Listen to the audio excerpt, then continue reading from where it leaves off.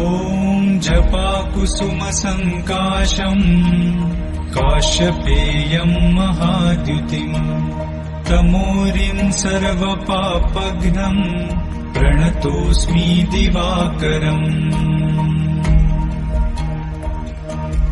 ॐ दधिशङ्खतुषाराभम् क्षीरोदार्णवसम्भवम् नमामि शशिनं सोमं शम्भोर्मुकुटभूषणम्। ॐ धरणीगर्भसम्भूतं विद्युत्कान्तिसमप्रभम् कुमारं शक्तिहस्तं च मङ्गलं प्रणमाम्यहम्। ॐ प्रियङ्गुकलि